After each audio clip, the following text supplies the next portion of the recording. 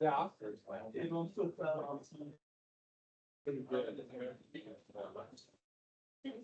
What is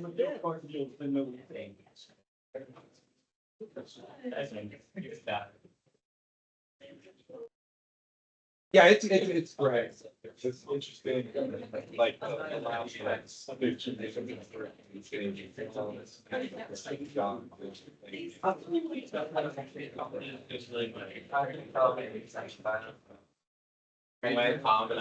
know what, something happened that much. And we have no idea what. And I think George was starting this, yeah. He was not happy. Someone knocking at the door. Yes. All right, so did I tell you the story about, so I told you a story about Lyndon Johnson. I told you a story about the reading the Secret Service agent at 3 a.m., right? Did I tell you that story? And I told you about like the conference table, we would just like grab people's sandwiches and walk by and do things like that. You know, Lyndon Johnson, he's a curious guy. Well, the LBJ Ranch, you know, obviously named LBJ Ranch. He did, it was a working ranch, and he never, but the guy never quit doing work. He's always on the phone, he would bring people to the ranch. And so here he is giving a press conference at the ranch.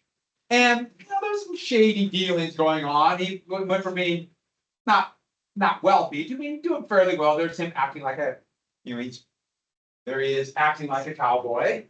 And he did a lot of the work, but he would bring people there. Well, that's a song soup. But he would bring people there, like that's Konrad Adenauer, who is the chancellor of West Germany. I mean, he brought everybody there, his staff, members of the cabinet, people from all over the world. You went to the LBJ Ranch, and of course, he made them wear a cowboy hat. The chancellor of West Germany. And the big thing he would do is when they would all be there, and he would decide, okay, we're taking the launch. And he would jump into his Lincoln Continental convertible. Now, Ford, the Ford Automotive Company, would essentially lease them to the president, which they still do to this day. So the limousines are leased, and then the Ford would get it back. And that was a way for advertising. I mean, to give you an example of that, the limousine that President Kennedy was riding in when he was assassinated on November 22nd, 1963, that was owned by Ford. And so after they checked it for evidence and they cleaned it out, it would still be used by presidents all the way up to the 1990s. It was the reserve limousine well into Clinton's president. And now it's in the Ford Automotive Museum in Dearborn, Michigan. Huh? Change the limousine? Well, they got a newer model, and it was starting to get a little bit older, and they wanted better armor on it. And that one only had a glass cover. It didn't have a bulletproof glass cover. Because they didn't think it was necessary, huh? They were using it as reserve. Yeah, it was the reserve. But you're right, yeah, it took a while, but they have better ones now, and then ones with roofs. So he would get these Lincoln Continentals. In fact, I should add, Lyndon Johnson is the last American president to drive on a public highway as president. The Secret Service would not allow that. They tried to stop Johnson, but Johnson's going to do. So he would just scream around the roads of West Texas as fast as he could go in his Lincoln Continental. Who's going to stop the president? With people piled into the back, including like the premier of India would be piled in, and they just take off down the road, full speed, drinking beer, and throwing the cans as he went. Yes, that's true. I know it's horrible, but Johnson, yeah, today presidents. If you ever see a president driving, the current president never does, but Biden would drive, but it was always on the controlled highway, always controlled. He had a Corvette. He liked the, at his age, he liked those kind of cars. And they would only drive it on controlled roads. Yeah, they won't let him. So Johnson would be driving down the highway. And sometimes he'd have, like, look, one time I think about it, he had the premier of India. He had a bunch of other people. This was a big, like, state, they had a big state dinner at the LBJ Ranch. And so there were all these reporters from all over the world there.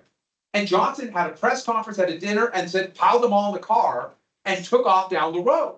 And they're following him in like these bands trying to follow him, and a bunch of Secret Service agents. And Johnson would try to lose him. He'd be going down the highway, and then he'd like to do this. He'd like to just turn off the road and then go across the field. full speed, as fast as that car would go. And hidden, and if it ever break down, he just would stop and wait, and they drive another car, jump in and take off. And they could follow him by, yes, he tossed the beer cans out as he went. And so he's driving down the road. Oh, I'll tell you one of the things he did. He had an amphi car. Sometimes he would put it into the amphibious car. Oh, there's Johnson. That's various people in the car on the ramp. That's his golf cart he's driving. That's so cute. Look at all these people smile. They're scared about riding with them. He had this amphibious car, and he'd pile them in there. Yeah, they would sell this. It's unfortunate they got rid of this. Wouldn't that be kind of fun to have a car you could drive into the water? Sure, it sank half the time, but roll the die. They're so dangerous. But if you drive at full speed and then do something like, oh, you lost control, and get near one of the little reservoirs that have and just barrel into it, then laugh heartily as they went across. I just found that really kind of funny and also, well, very LBJ. This is my favorite picture of him driving his car on a bigger lake while they're fishing. I just find that just really funny and like, oh, that's the president. So Johnson be driving down the road too. So this time he had the Premier of India had a bunch of other dignitaries all piled into the back of this Lincoln Continental convertible, going full speed across the road. And Johnson all of a sudden decided, after I'm going to go to the bathroom.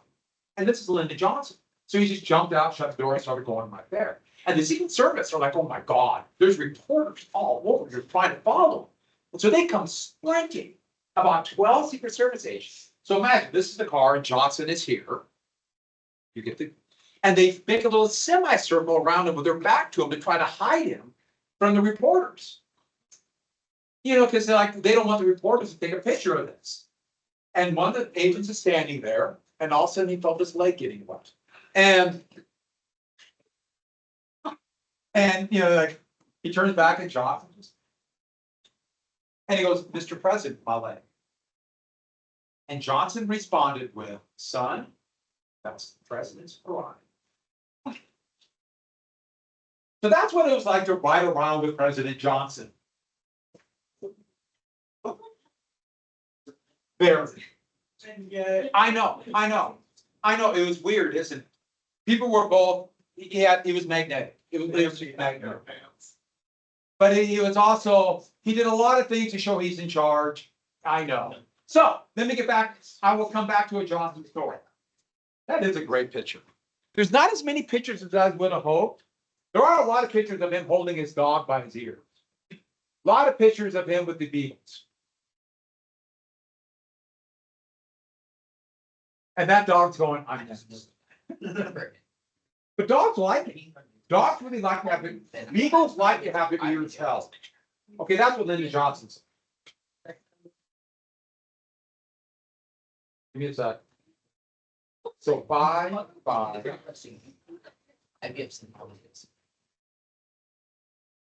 Give me a sec. I'm sorry. So I will come back. Let's do a few notes. So if we get your notes out, and did I show you this? Did I show you guys this? I did, didn't I? This look familiar? So it's the war. So did I show you this in class? We got Longhorn Summers, didn't we? Let's write it down. So what happened was a series of protests began after the Voting Rights Act was passed because there was still massive inequalities and segregated neighborhoods north and the south, and also intense police violence against African Americans. In fact, most of these would be triggered by police violence against almost always young African American men. And these began a series of, in the summer, you think about that's the term, long hot summers, they would be dubbed race riots, partially because of de facto segregation and a cry. There really was a cry for economic justice. And for example, in Newark, what happened was a young man was arrested, and a young African American man was going to be arrested in Newark, and He was going to be basically just kind of, they're going to arrest him and then find a crime. They would just round up black men in New York. That was the common. Just they round them up. And he ran away and they shot him in the back.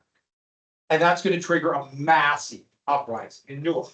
But the same thing's going to happen in Watts, very similar in Los Angeles, Detroit.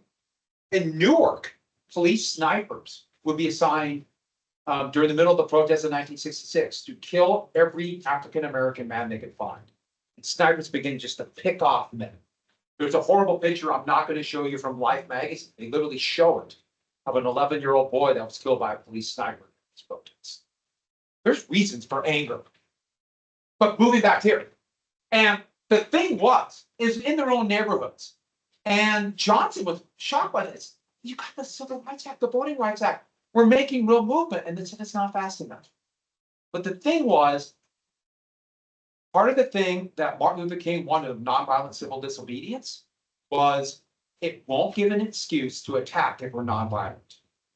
This would allow for a backlash and a major conservative backlash. And the cry was, look what happens if they got rights, if they're allowed to do things, if people don't know their place. There's real conservative backlash. And states' rights became called more and more as to go back to the way it was and the beginnings of the Southern strategy. This is a picture I showed you before. This is actually anti-school integration in Boston. That's going to happen in the early 1970s.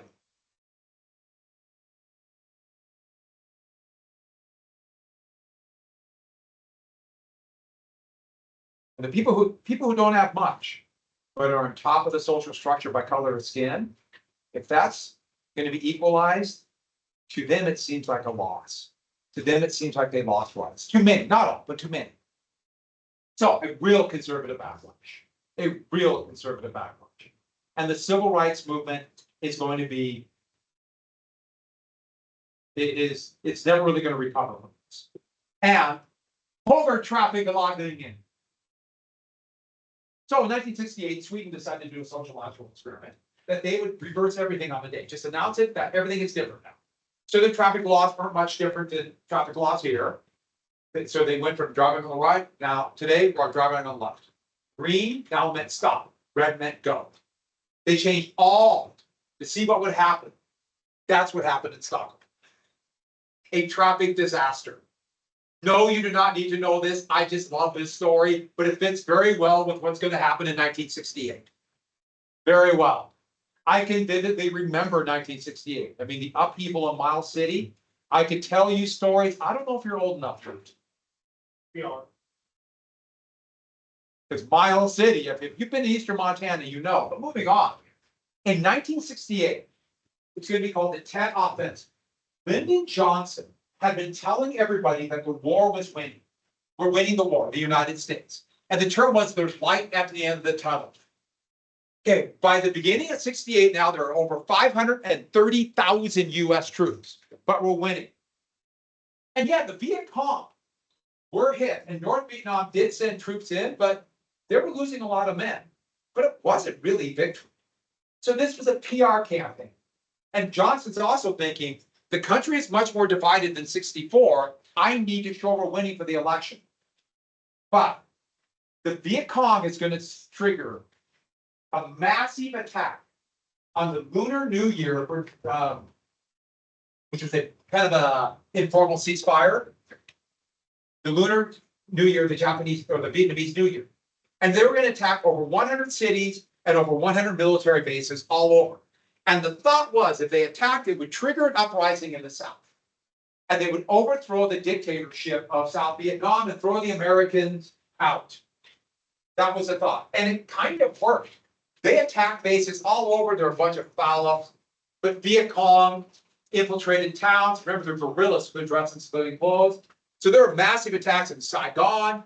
They even took over the city of Hue right here, which was the old imperial capital of Vietnam. But it failed in the long run. In fact, arguably, it was the biggest victory for the United States and especially the South Vietnamese forces in all the war.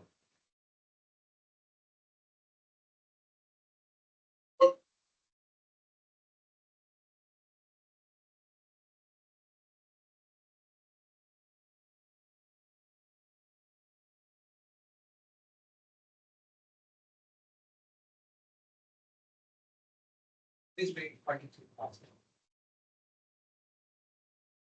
So it failed miserably. Every time it failed, but it didn't seem like it to Americans. Johnson said the war was won, or nearly won. How could they attack every city if the war was won? It didn't make sense, especially when images like this started coming back. So this is fighting in Wade, where Marines, it took them almost a month to root them out, village or building by building. That is in the streets of the capital of Saigon. That doesn't look like victory. These are Viet Cong soldiers who attacked and got into the first floor of the U.S. Embassy, which was like a fort in Saigon. It had to be rooted out by guards and MPs. That doesn't look like victory. But then another picture would come out of this second day attack. So there's fighting all over with guerrillas. So they're finding men and women in civilian clothes, and they don't know if they're Viet Cong or not. And the police chief of South Vietnam, or after the police chief of Saigon, you see with a flak jacket on, and he is an NBC camera crew is there. I'm not going to show you that, but I'll show you the picture from an AP photographer who was there. And they bring a suspected Viet Cong soldier, sapper it's called. And he's kind of joking around, and he takes his pistol and executes him summarily right there. And it is filmed on NBC television. It's horrific. But an AP photographer took this picture just as he fired the gun. It's one of the most famous pictures of a war. That is the instant he is being killed. That doesn't look like victory. That looks like chaos. That looks like we're never going to win. And over 25,000 Americans have died by it. For what? Most of you have probably seen that picture. It's one of the most famous pictures of the war that the little girl hit by napalm I showed you earlier. So the impact of this, once again, I always do this when I'm making this. I put myself in 68. So I should have put failed, but lost, but I put down loses faith. Public lost faith in the war. Public opinion polls in December still had the majority of the population for the war. They didn't like it, but thought we had to win it. After Tet, it totally reversed. And the majority of the population was for getting out of the war overnight. And who did they blame? Lyndon Johnson, who they were already upset with Johnson over, well, now the long hot summers and the seeming disruption, and also the crime rate was going up. Especially when they asked for more troops. It's like, you want more troops? And we just won? Everything reversed. Everything. Overnight. That was the turning point. And the funny thing was, or ironic thing was, it failed miserably for the Viet Cong. They never recovered. But it would be the beginnings of the end of the war, and you won Vietnam. So this is during the election of 68. And an anti-war candidate from Minnesota, who's kind of his odd man by the name of Gene McCarthy. Not a great speaker, jumped in as an anti-war candidate. And no one thought he had much chance. Primaries were still, didn't have much impact. Candidates were chosen by the convention. But he jumped in the New Hampshire primary, and McCarthy almost beat Johnson. And this is right after Tet. And Johnson's like, what? McCarthy did better than he thought. And that opened the door for Johnson's greatest fear. John Kennedy's brother, now the senator from New York, Robert Kennedy, enters the race. And Kennedy originally was for the war, came out saying, we'll have peace with honor. So he kind of got the anti-war, even though they split the vote. And Robert Kennedy jumped in. Now, Kennedy was kind of awkward speaker. He had this kind of mystical appeal, though. But the memory of his son, that's his son, I'm sorry, his brother would be huge. And he had this aura about him. I think he was also kind of a cutthroat. I mean, it's an interesting guy. But look at this picture in California in May of 68. And all the people desperately trying to shake his hand. Isn't that kind of a cool picture? He just had this magnetism. The problem was the anti-war vote was split, and the convention still decided it. And I should add, there's no Secret Service agents protecting presidential candidates yet. That's a big yet. So he just had whoever guards that he could get. For example, here he is campaigning in California in May of '68, and that's Rosie Greer, who's a starting defensive tackle for the Los Angeles Rams. Now, Rosie Greer was a pretty good defensive tackle. I don't think he's very well trained at protecting a candidate. He had a very nice singing voice, too. Don't ask me why I know that, but he has a nice singing voice. But he jumped in, and Johnson decided I can't do it. Remember, he won the biggest popular vote victory in American history, and Johnson decided he can't. And Johnson did the totally unexpected thing. He dropped out of the race. He dropped out. Just shocked everybody. Did it on national television and talked about peace with Vietnam, he started to limit bombing, and even peace talks in Paris. I mean, overnight. What? And so I told you the story about Johnson and his conference. Yeah, he'd sit there, just come in and just take food out of people's mouths. I told you about that story. Didn't I tell you that? The next day after this, they had a meeting of his staff and members of the cabinet. They're all sitting around. And Johnson walked in and just kind of, wow. And then he asked, where do I sit? He never asked that before. And members of his staff started to fight because they realized it's broken. So this incredibly powerful president, I'm trying to get it back, but they broke it. And yeah, it's self-inflicted wound, but he was broken. And it's really kind of shocking. And so he's done. Now, Johnson would still get a major housing civil rights act and would begin peace talks. Then after he was president, he would go back to the LBJ ranch and run it like the presidents. He called all the farm hands to do a cabinet meeting, send them all out. He grew his hair really long. And then had that heart attack that would kill him at 72. The heart attack that was coming from a man whose weight would fluctuate 100 pounds in a month. So, just weeks after Johnson dropped, Martin Luther King was in Memphis, Tennessee, and he was really struggling. There was the vast majority of whites in America now looked at him as a troublemaker. The civil rights movement that he tried so hard to have it nonviolent had turned, was seemingly now losing that aura, therefore becoming less effective. He went there for a strike of garbage workers. These are garbage workers in Memphis. Hard, difficult job, always. And the way these workers were treated in Memphis was horrific. Just awful. And so they demand to be treated better, and thus you might have seen this. These are striking garbage workers who say, I'm a man. Treat me like a man, just even though I have a job. And this turned, and Tennessee called it the National Guard. It was kind of unreal what happened. King went there twice. And King was very much a pro-labor union man. Very pro-labor. Very full. And on August 4th, in Memphis, Tennessee, at the Lorraine Hotel, Martin Luther King was assassinated. He was gunned down by a sniper's bullet. That's one of the most famous pictures. See the one on the right? This is his last speech he gave. Pretty remarkable speech. We kind of predicted his death, but don't forget, there have been many attempts on his life. He knew his time was limited. They're pointing out where the sniper was at. There were police all over, hidden, all over the Lorraine Hotel, not to protect King. They were hoping King or one of his staffers would do something ridiculous. So when King was assassinated, they came running at him with drawn guns, pointed at him. He's laying on the ground, and they're pointing, saying, "No, the sniper's over there. Don't shoot us." Which is kind of remarkable that they didn't. Part of the reason, and so since they were so focused on trying to arrest Martin Luther King, the sniper got away and would not be arrested for about 6 weeks.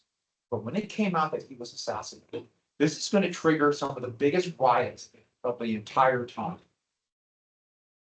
Some of the biggest riots. That's in Detroit, that's in LA. Anger over a man representing peace, a man representing equal rights. It's going to be assassinated. And everybody knew what it was. Knew that it was dealt with because of anti-civil rights. I mean, of course. And this is going to trigger another massive conservative backlash. but the assassin would be found in Canada. His name was James Earl Ray, escaped convict. There was $100,000 bounty on King's head. And it appears as though he tried to get that bounty. He was captured, actually, he was not Canada. He was actually found in Spain. He was on his way, he went to Canada, then flew across the Atlantic. He was on his way to Rhodesia, one of the last minority white governments in Africa to be a mercenary to fight against, well, to fight for white rule. But he was captured and sent back. He admitted it right away. And then later changed his mind and said, no, I didn't do it. But he didn't. But a lot of people are going to say there might have been a conspiracy. If you look what happened in the past. And the King family, to this day, believes that the FBI was behind this. And there's no evidence of that, but I don't blame them. Because remember I told y'all the FBI tried to get Martin Luther King to commit suicide in 1964. They sent him a letter saying, kill yourself. We know what you're doing. We have it on film. We have it recorded. Kill yourself. So we know they did that. They recorded him in an extramarital affair. And they were going to report it. And so, I don't blame him, but it was right. He died about 20 years. I don't know, you have John Wilkes Booth, Lee Harvey Oswald, James Earl Ray. I know, I must have said about 3 names. And there will be a massive conservative backlash saying against King. And I have a little bit of Gallup polls, and even though this is up to 63, this shows attitude across the country, and especially then this was a majority white country. But the total unfavorable of King by 66 was 63%. And there are all these interviews after King was assassinated by people saying he hadn't come, which I find very disturbing. But the other thing is, I found this interesting. This is 2011. I just find it fascinating how all of a sudden now 94% he's favored by 2011. And I wonder how many of these people would have been here in 1966. I'm not. But anyways, just 2 months after that, after winning the California primary and maybe having a chance to get the Democratic nomination for president, Robert Kennedy was assassinated just after he gave his victory speech. That is a screenshot from the brand new video cameras. Video of him giving the V for victory now on in Chicago. And he's walking through the back rooms of the Sheraton Hotel, the big kind of convention center hotel they had it at, and he was assassinated. And those are some of the pictures of him right here. That's one of the first people to get to the body was a husband. The assassin, and he was caught red-handed, jumped out of the shadows and unloaded a revolver into him. Remember, no Secret Service. With Sirhan. I guess if you can't have 3 names, we'll have the same name twice. Sirhan assassinated him. We're not 100% sure why. It appears to have something to do with Kennedy's unwavering support for Israel in the Six-Day War from 67. And the beginning, we're not quite to the U.S. being a close friend of Israel, but it's not. That appears to be, he was a Palestinian immigrant. He was from Palestine, immigrant to the United States. But we're not 100% certain. There were some issues. Yes, of course, people are going to say there is some kind of conspiracy because isn't that weird that his brother was shot also? No, he was caught red-handed. But that's literally seconds after he was arrested. So it just seemed like the whole country was falling apart.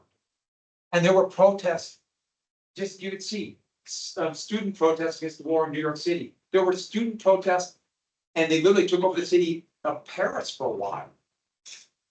And it looked like the French government was going to collapse. There were protests in Mexico City where Mexican police opened fire in the center of Mexico City and killed 10,000 young people in 1968. The Soviets invaded their former puppet government in Czechoslovakia. It looked like the whole country was falling apart, and don't forget Tet. And so this opened the door for the new Nixon. Richard Nixon, who lost in 1960, is coming back. And yes, that's the picture that student made for me. I'll get this out of the way. And they got the color printer to make Dixieland is Nixon land. That was after I announced my feelings towards Richard Nixon. So Nixon made one of the greatest political comebacks. Nixon was a brilliant man. Brilliant, intelligent, farsighted, also a seething pool of resentment and anger. He remembered every single person that slighted him, never forgot. And to the point that he must have just been, in fact, he was miserable because he's constantly angry. We have people like that today. The people in a great amount of power that are seething pools of resentment now. So he talked about forgotten Americans. Soon they'll dub it the silent majority, the great silent majority of hardworking people who didn't protest for rights. They knew their place, who didn't protest against the war. But everybody knew that was whites. White Americans, especially white men, because it's the beginning of the women's rights movement just at this time. And there he is campaigning. There he is. See, they make him up and cover up all his flaws. And it was a very clever campaign to play or to divide the public, especially get some people who are normally Democrats, maybe they'll switch parties. Working class people especially. And they called it the Southern strategy. Don't worry about Negro or Negrophobe. And don't write that down, I'll explain it. They talked about the culture wars. And he talked about law and order. But everybody knew law and order was about ways to stop these protests. Everybody knew. And also he stole Kennedy's peace with honor. But this was the Southern strategy. And they thought they could peel off Southern states. Kevin Phillips, you don't have to write this down, but I'll just explain it really fast. There's an article about Nixon's Southern strategy. He was one of his advisors, and this is what he said. Negrophobe whites will quit the Democrats and become Republicans. Negrophobe is a very weird way of saying it. I want to show you this of white people who are scared of white. And they can get them to join the Republicans. Phillips then would master this strategy and then would become a major advisor for Ronald Reagan in 1980. In 1990, he had a change of heart and felt great regret for how divisive and racially polarizing this was. Yeah, but another candidate jumped in. George Wallace, the segregationist governor of Alabama, jumped in. And this was pure states' rights. He also talked about winning the war, anti-civil rights. And he was a Democrat. So it's going to split the Democrats like 48. And I give you a couple, Wallace country for Alabama, Wallace for president. But that's him speaking for running for president in 1968. Is there any doubt where Wallace stood? Are you not clear? Do I need to explain it? He also talked about turning North Vietnam into a glowing parking lot. Do we know what I mean when I say glowing? So he wants World War III. While the Democrats are in total disarray.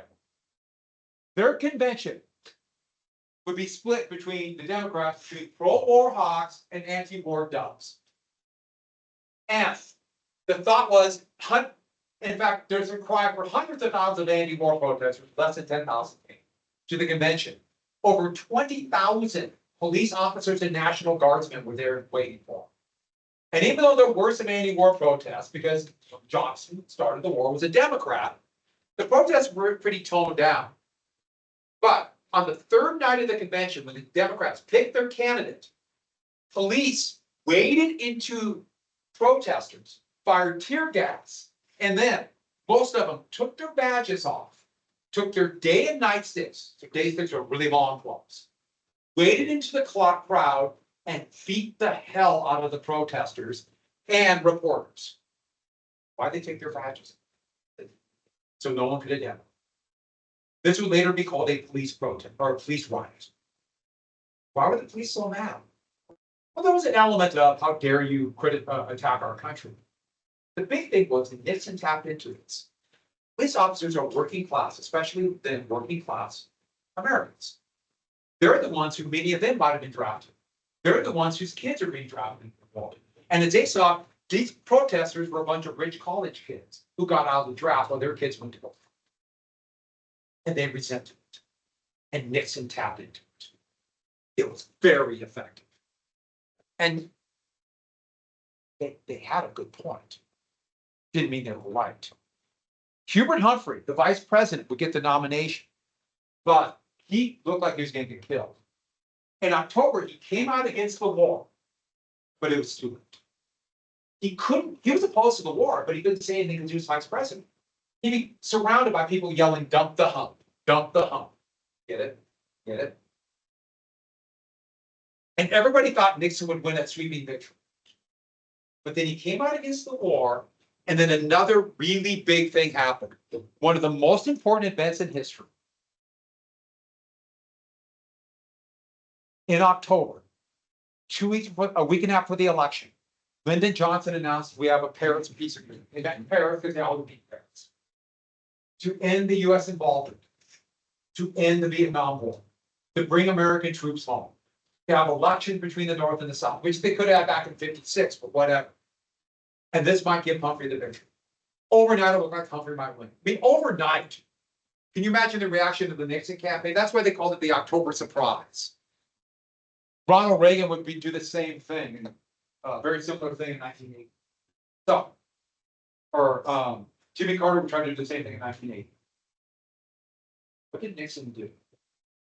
Secret back channels. He talked to the president of South Vietnam, and Nixon scuttled the peace agreement. Got the South to bail and told President Tu, the president of the South, you don't even know the name. He told Tu, I will not. Don't worry, I won't. Leave the peace agreement. Leave it, and your government will survive. So what happened? The South pulled out, the peace agreements scuttled, and Nixon moved. But let me add one thing. This was all top secret. Nobody knew, because this is flagrantly violating the law of Nixon. There were rumors of it. In the 90s, they were pretty sure. Now we know with 100% certainty that Nixon scuttled the peace agreement. So, from the scuttling of peace agreement through 1972, almost half of all American soldiers, 59,000 will die, almost half, after a chance for a peace agreement. Over half of all the Vietnamese, over 2 million would die. Now, soon make it basically almost 7 years. When they finally didn't get a peace accords, it would be almost identical to the one they could have. They got it in 73. So Richard Nixon was willing to kill millions for him to be president. He is a president, I will tell you that I despise Richard Nixon. And that includes all how divisive he was and everything else. I don't like it. But wow, do I hate Richard Nixon. There are other presidents I hate. The other one I'll tell you is Andrew Johnson. Remember Lincoln's vice president? I despise him.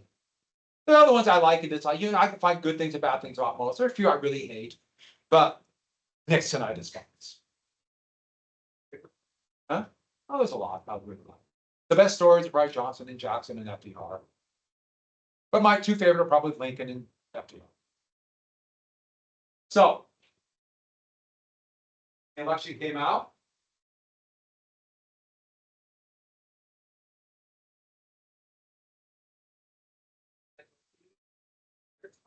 Yeah, I told you, I don't.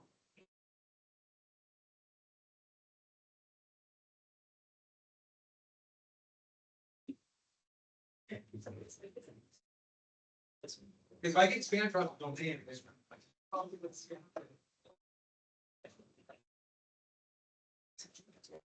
I should know better. Like we've never like one state. Okay. You notice how Wallace got here, but look at Nixon got inroads here. This because of Johnson, but it's going to change. And in a decade, all this. All it. So take a decade. Southern strategy. Nixon came in as the great uniter. Nixon liked to do this. So he's caught just about lifting his finger. Yeah, I just thought that was kind of cool. But he said he would unite. He's just makes it look very weird. But Nixon had one big thing he could take advantage of. The initiative to land a man on the moon that began during Kennedy, but most of it done when Johnson was president. It happened in the summer of '69. Apollo 11. Well, and their landing module, the Eagle, landed on the moon. Or at least that's what they want us to believe, right? We know the truth, don't we? Don't we? We know. So we've learned that special topics. It was all done in the sound studio in London by one guy. It is amazing how many people believe that, though. Conspiracy theorists. Nixon could bask in the glory of this. You know, Nixon was president when it happened, so he could be the one to greet the 3 astronauts when they got back. Who was the first man to land on the moon? Neil Armstrong. Yeah. Neil Armstrong, second man with Buzz Aldrin. And Neil Armstrong, when he got out, said, "One small step for a man, great leap for mankind." The A didn't come out by the transmission, so he said, "One small step for man." Okay. When he meant man, he meant human. That was very common to say because it was very masculine oriented in society to say man for all humans, but that's what he meant. I should add, once this happened, almost everyone got bored. It was such a big deal. Still the most widely watched event in television history or any history. Then, oh well, they had 7 planned flights to the moon. They canceled a couple of them because no one cared anymore. Which just seems so amazing. You're looking at one person who was obsessed with this, absolutely obsessed with the whole thing. Then discovered other stuff. But moving on, this is also the beginning of the environmentalism movement. Environmentalism really got its start in the 60s in the Great Society, the first environmental laws.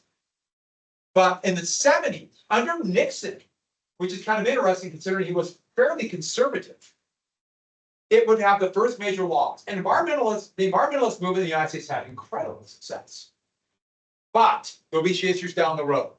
First off, the Environmental Protection Agency, the EPA, would, even though it would be watered down because Nixon wouldn't sign a very strong one, it would be signed by President Nixon. In fact, Nixon talked about it in his State of the Union address in 1970. It's really interesting to listen to Richard Nixon talk about protecting the environment because he was not as conservative as most conservative Republicans are today, but he was a conservative Republican. Today, conservative Republicans are completely 100% opposed to any environmental movement. And so it's just interesting to hear that. The contrast how things change over the time. But part of the reason why you'll find very few certain parties for environmentalism because it works so well.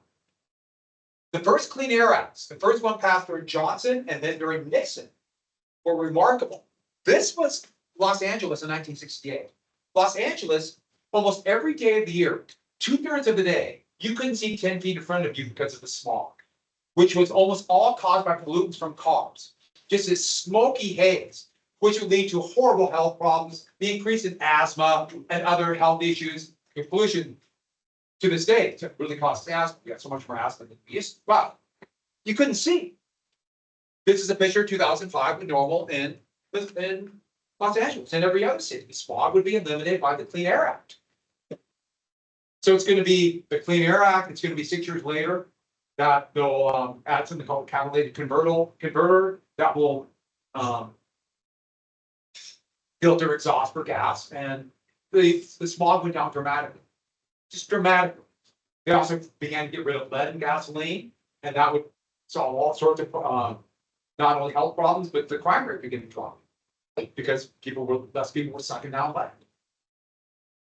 I sucked down a lot of lead. That means I'm a little more vibrant. Actually, that's true. I did suck down probably about 15 times more lead than you guys did. Lead was in gasoline. So this is Chicago and Lake Michigan. There were so many pollutants dumped in Lake Michigan that the southern third of Lake Michigan was a dead zone. Nothing lived in it because there's a film of suds and chemicals on top of Lake Michigan that nothing could survive.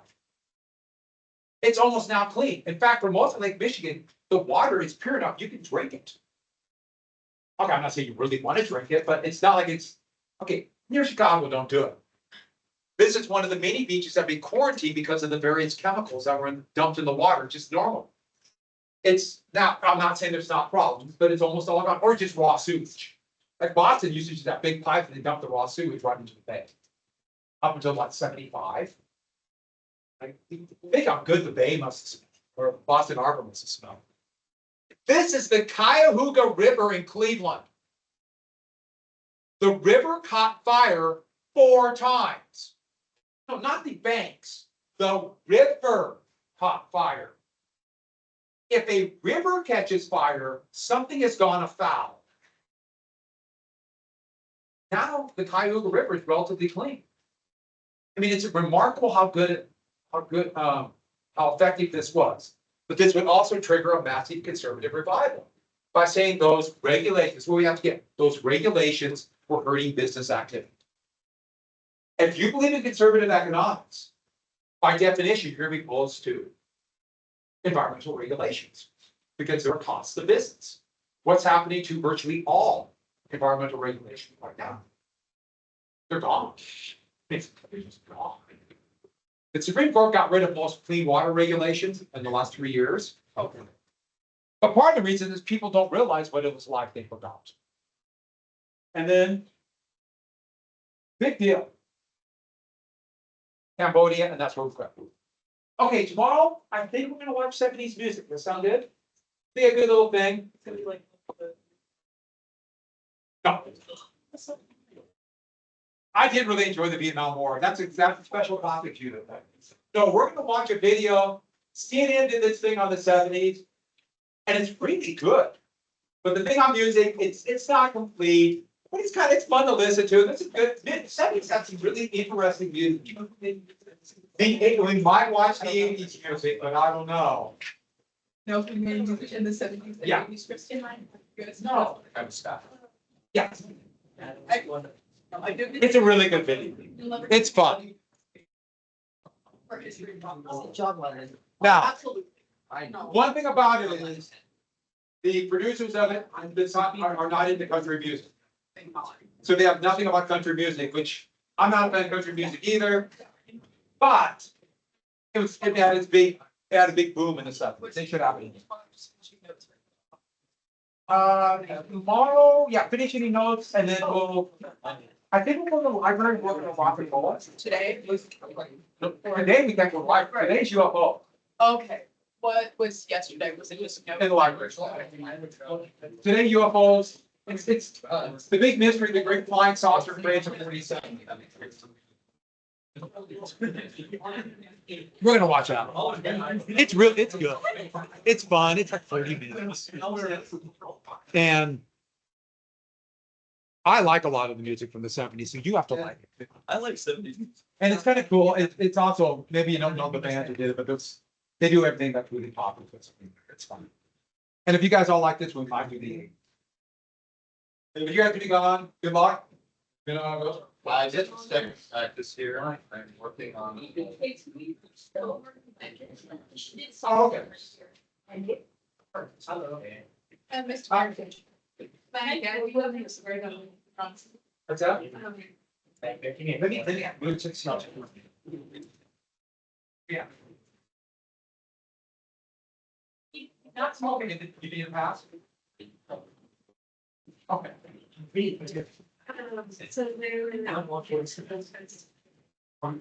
Yeah. Yeah, 371. Go ahead.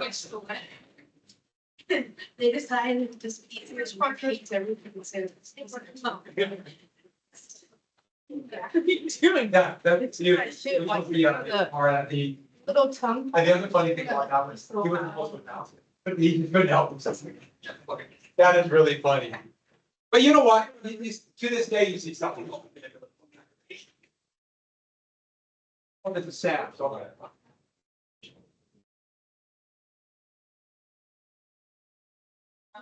National Honor Society. Are you guys voting on that? We already have them. Yeah, that was a. That's what. How many of those? It was like. It's like April 8,000. June first, I feel that. No, I wasn't. I think you already on.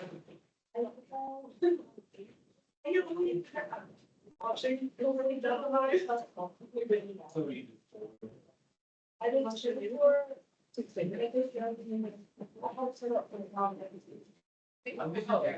So I know about the last year's one. I was at last year's, but I wasn't at this year's.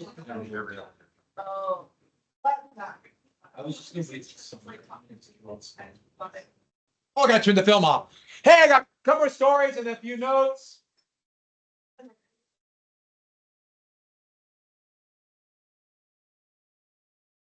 And then my plan is